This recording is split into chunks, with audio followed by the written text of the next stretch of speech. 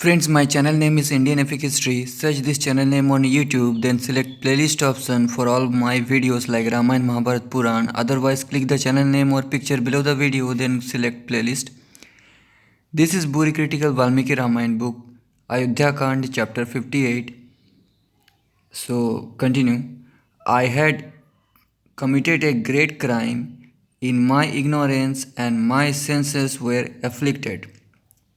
I used my intelligence to think about what could best be done under the circumstances. I brought the pot and filled it with auspicious water. Following the indicated path, I reached the hermitage. I saw the two weak, blind, and aged ones without anyone to support them now. I saw the parents there like birds, those wings had been served. They were seated there without anything to do and were conversing among themselves. Since they had lost hope because of me, they were miserable, immobile, and without a protector. Or hearing my footsteps, the hermit spoke these words: O son, why did you take such a long time? Quickly give me a drink, O son. That is the reason you had gone. Why did you tarry to play in the water? Your mother in Anaxius quickly entered the hermitage. O son, if your mother or I have done anything unreasonable towards you, you should not have secreted that in your mind. O son, you should have behaved like a ascetic. You are the refuge for those who have no refuge. You are the eyes for those who have no eyes. Our lives depends on you. Why are you not saying anything? When the hermit spoke these words, I was terrified and glanced towards him like one who was scared. I spoke in indistinctly in words that were not properly formed. Then I invoked my mental strength and imparted strength to my speech.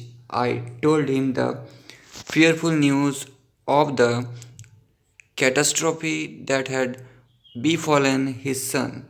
I am a Kshatriya named Dasharatha. I am not your great soul son. Through my own deeds, I have caused this misery that is condemned by virtuous people.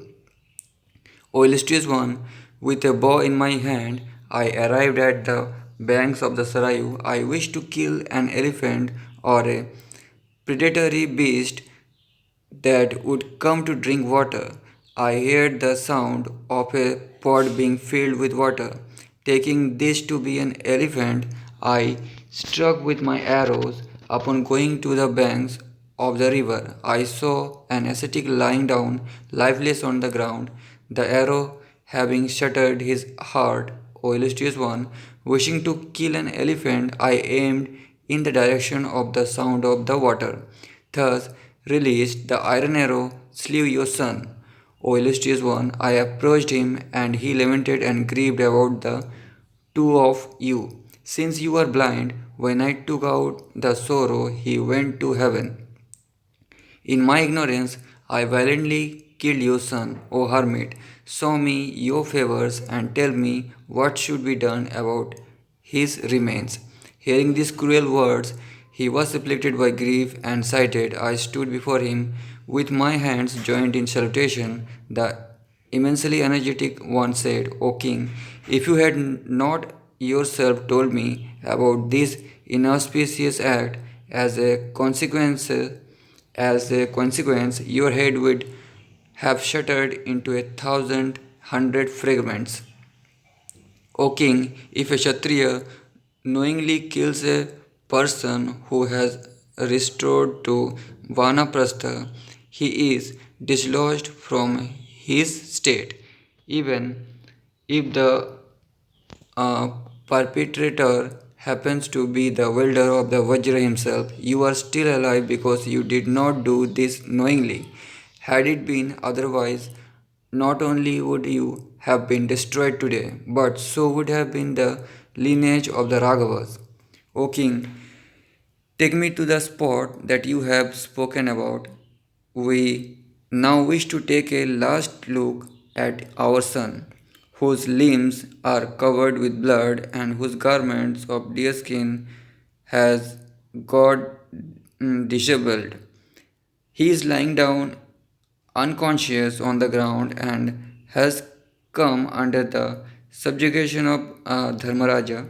I took those two extremely miserable ones to the spot and made the hermit and his wife touch their son. Those who ascetics approached and touched the fallen body of their son, the father said, O son, O one devoted to Dharma, I love you, but behold your mother. O delicate son, why are you not embracing us? Why don't you say something? In the second half of the night, whose words will I hear so that they touch the heart? Who will recite sweet words from the sacred text or from something else? Who will make us perform the Sandhya worship? Who will bath us and make us offer oblations into the fire? O Son, when I am afflicted by sorrow and grief, who will sit beside me and assure me, as if I am a beloved guest? Who will bring me roots and fruits? Who will feed me? I cannot do anything, I cannot act on my own. I am without my guide. Your ascetic mother is blind and aged, O son. She desired her son and is in a pitiable state. Who will sustain her, O son? Stay here, do not leave for Yamasabad, depart tomorrow with your mother and me. In the forest, both of us are grieving and miserable. We are without a protector, without you. We will quickly leave for Yama's eternal abode. On seeing Vashvasvata, I will address him in these words, O Dharmaraja, pardon him, let him natural his parents, O son. You did not commit a sin. This perpetrator of wicked deeds has killed you. Because this is true, quickly go to the world's reversed for those who fight with weapons. That is where brave ones who do not retreat from the field of battle and face the front go. When they are slain, O son, go to that supreme destination, O son, attain the destination obtained by Sagara, Shabya, Dilipa, Janmejaya, Nahusha, and Dhundrumara. There are destinations obtained by those who devote themselves to studying and austerities, those who donate land, offer oblations into the fire, and observe the vow of having a single wife. Go there and to destinations obtained by those who repay debts to their preceptors by gifting them thousands of cows. O son, go to the destinations obtained by those who cast aside their bodies. A person who has been born in this lineage will not obtain an inauspicious end. In this fashion, he lamented piteously with his wife. He then performed the water rites. Because of his own deeds, the hermit's son manifested himself in a divine form. He assured his parents for a while and spoke these words, because I served both of you, I have obtained this exalted state. You will also quickly come to where I am. Having said this in control of his senses, the hermit's son quickly ascended to heaven in a radiant and divine Vimana. I stood there with my hands joined in salutation, having performed the water rites with his wife. The immensely energetic ascetic addressed me, O king, using a single arrow and killing my son, using a single arrow and killing my son, you have rendered me without a son. Kill me now. I have no sorrow in dying. In your ignorance, you have killed my virtuous son. Therefore, I am cursing you that you will suffer from an extremely terrible grief. On account of my son, you have presented me with this calamity and misery, O king. Therefore, you will also die grieving over your son. O fortunate one, I face that generous person's words now. They have come true. Through I am still alive, I am grieving on account of my son. Can I immediately see Rama or touch him now, O queen? Having done this to Raghava, there is no one like me. I cannot see him with my eyes and my memory in fading, O Kaushalya. Vivaswata's messengers are hurrying towards me. What can be more miserable than my life ending in this way? I am unable to see Rama, who knows about Dharma and for whom truth is his valor. He is handsome and auspicious earrings, those who will be able to see Rama's face again in the 14th year, and gods, not humans. His eyes are like lotus petals. He possesses excellent brows and excellent teeth. His nose is beautiful. Those who will be able to see Rama with a face like that of the Lord of the Stars are blessed. His face is like the autumn moon and like a blooming lotus. Those who are able to see my fragrant Lord are blessed. After the period of exile in the forest is over, he will return to Ayodhya again, like Shukra returning to its part. Those who see Rama then will be happy. I have bowed this sorrow on myself. I am without a protector and senseless. I am like the banks of the river being destroyed by the waters.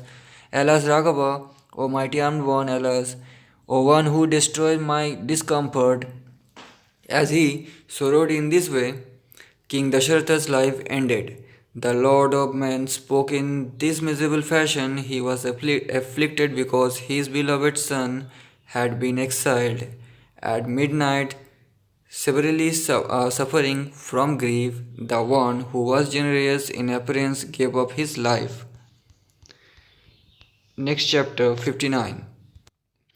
Night passed and the next day arrived. The birds presented themselves at the king's residence. Those who were accomplished in the auspicious rites presented themselves, as used to be the practice. Women and the best of Enoch also arrived. They brought golden pots, filled the water mixed with yellow sandalwood paste at the right time, as was the practice. Those who were skilled in bathing brought these. There were other women, most of whom were maidens. They brought auspicious objects, food, and decorations. There were women who were authorized to approach the place where the Indra of Koshala slept. They approached the south to wake up their lord. They trembled when they thought that the king was no longer alive. They trembled like blades of grass facing a flood. Trembling in this way, those women looked at the king. They became certain that the calamity they had suspected was true. Those beautiful women began to wail in loud and miserable voices. They were like female elephants in the forest when the leader of the herd has been dislodged. At the sound of his shrieking, Kaushalya and Sumitra suddenly regained their senses and woke up from their sleep. Kaushalya and Sumitra looked at the king and touched him, lamenting, Alas, Lord!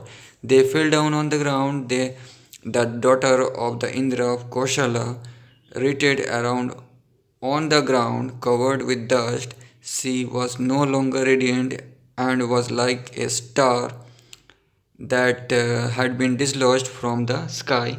The entire place was filled with a crowd and anxious and terrified people. As the miserable relatives lamented, there were sounds of waiting everywhere.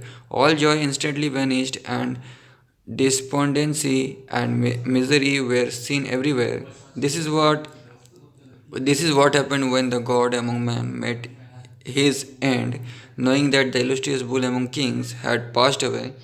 His Wives surrounded him. They were extremely miserable and wailed in piteous tones, as if without a protector they clung to each other's arms. Next chapter 60.